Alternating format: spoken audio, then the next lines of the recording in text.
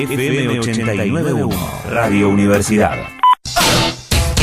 15 faltan para las 19, seguimos aquí en Radio Universidad. Esto es todo de vuelta, repasando un poco la información importante de este jueves, que tiene de todo un poquito. Abríamos el programa con lo más importante de la jornada entre ayer y hoy, porque terminó hoy bien entrada ya la mañana, cerca de las 10, ¿no? ¿A qué hora se votó al final Sí, entre las 10:30, 11. Sí. Después de haber escuchado más de 100... casi 24 horas, le diría. 100 oradores, ¿no? Que había más de 100, claro, que se habían anotado para dar sus argumentos a favor o en contra, ¿no?, de este proyecto. Y sin duda hubo de todo también, ¿no? Algunos discursos que nos causaron mucha vergüenza, pero otros que nos sorprendieron y para bien, y otros que hasta emocionaron. Es el caso de la alocución que dio la diputada Silvia Lospenato, diputada de Cambiemos, que hizo un encendido discurso en favor de la ley que se estaba debatiendo. Además le tocó cerrar, ¿no? Y además nombró a referentes, ¿no?, de la lucha de las mujeres. 27 con nombre y apellido. Sí, con nombre y apellido.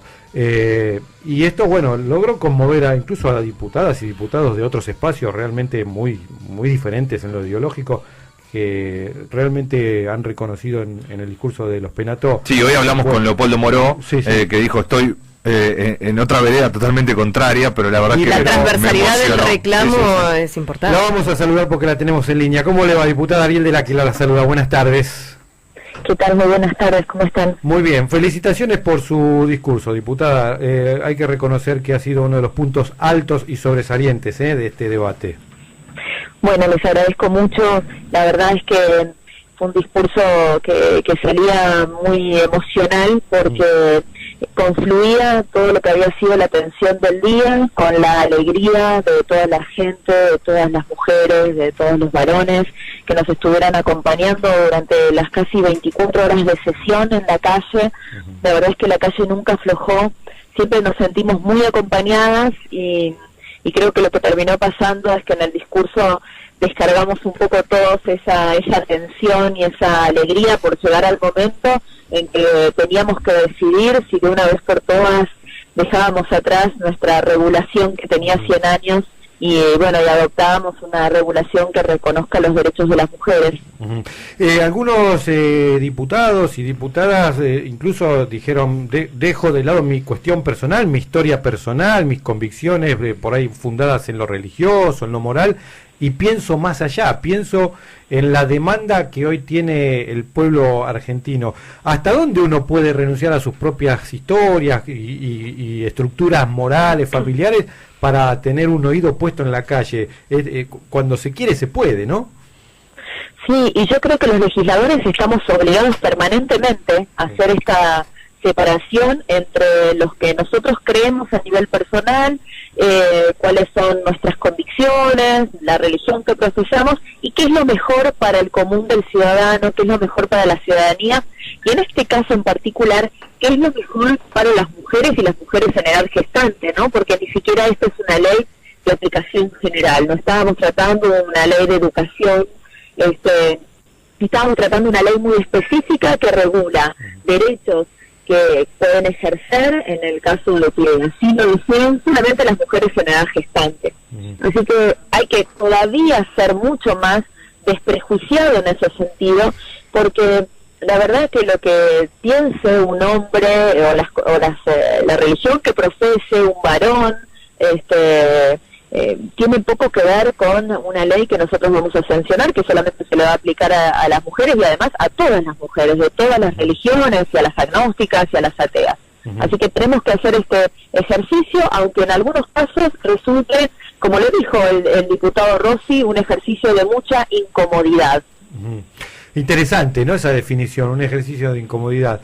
La verdad que nos sorprendió gratamente ver a muchas diputadas abrazándose al final, diputadas que incluso en otros debates estaban en las antípodas, ¿no?, y piensan diametralmente diferente en otras cuestiones, pero aquí se han unido porque realmente es un cambio el que se viene, ¿no?, un cambio de paradigma, me parece, y esto lo han sabido entender y lo han sabido interpretar la mayoría, ¿no?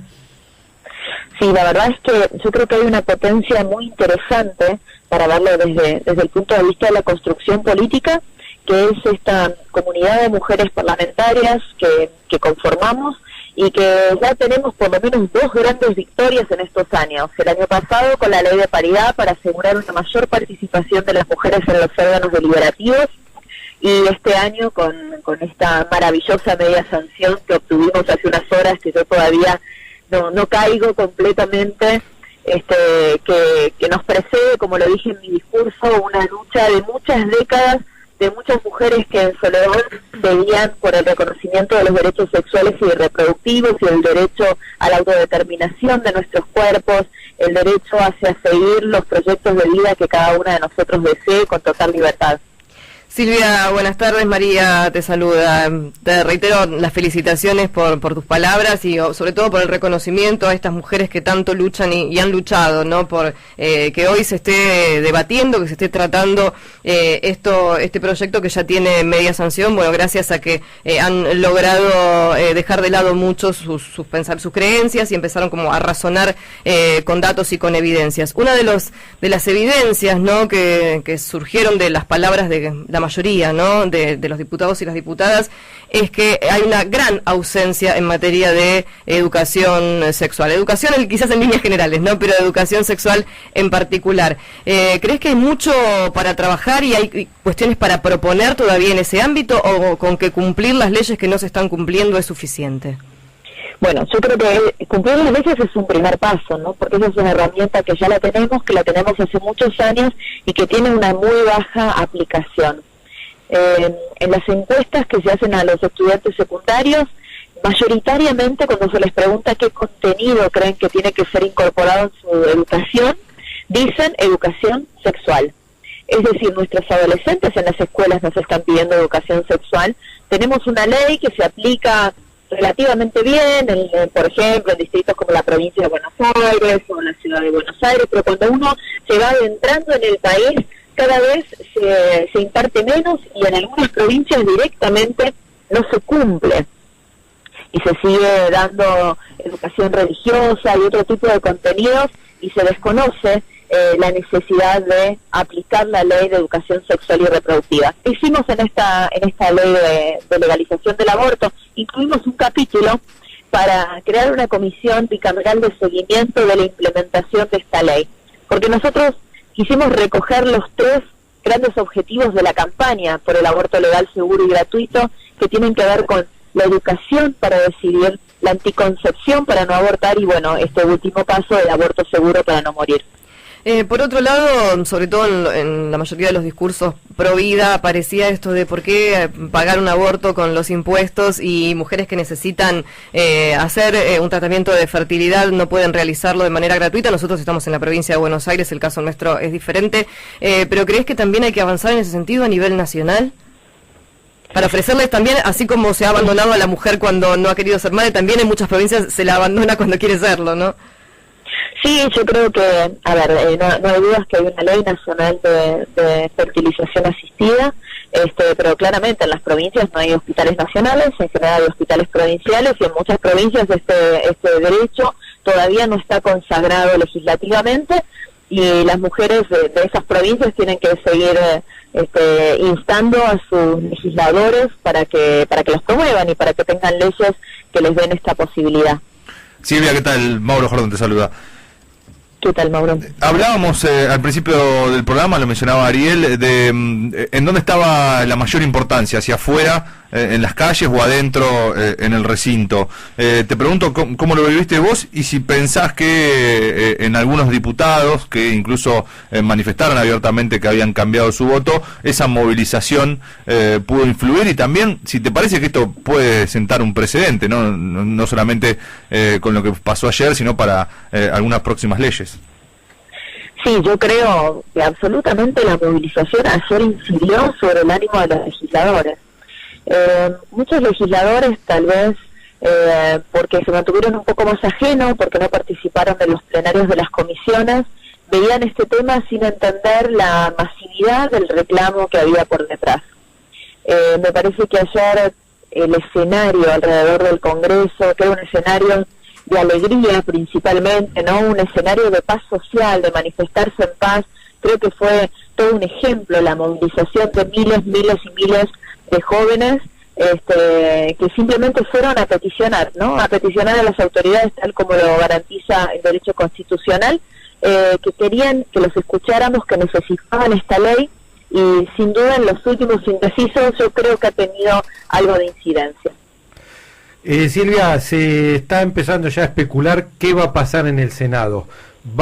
Los diputados van a tratar de influir allí en los senadores como para que esto se pueda tratar rápidamente y para que salga, o van a dejar que, bueno, se resuelva allí como se tenga que resolver? En esta ley, a diferencia de otras leyes en las que una vez que pasa a la Cámara de Diputados nosotros nos desentendemos un poco de la ley y ya queda en manos de los senadores, claro. Esta es una ley que nosotros no la hemos trabajado solo como legisladores, sino como militantes de los derechos, ¿no? Así que vamos a acompañar al movimiento de mujeres en todo lo que el movimiento sienta que necesita ser acompañado por las legisladoras, para hablar con los senadores y para tratar de empujar que pronto el Senado convierta en ley lo que nosotros le acabamos de mandar como media sanción.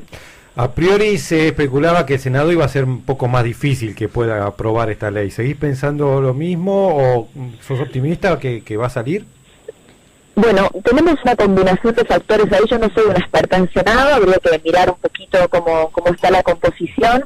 Hay algunas provincias que se han declarado pro vida, como bien decía María recién, uno no entiende demasiado qué significa que una provincia se declare pro vida. En general las que se declaran pro vida son las que se niegan a dar educación, en la ley de aplicar la ley de educación sexual y reproductiva, ¿no? Con lo cual entran en una contradicción entre lo que pretenden ser y lo que son efectivamente. Pero hoy vimos la noticia de que el bloque PJ-CPD anunció que todo en conjunto, los 8 senadores van a votar a favor de la ley. Sí. Lo escuchamos hace un tiempo al presidente de otro de los bloques importantes del Senado, el senador Pichetto, diciendo que estaba a favor de la ley.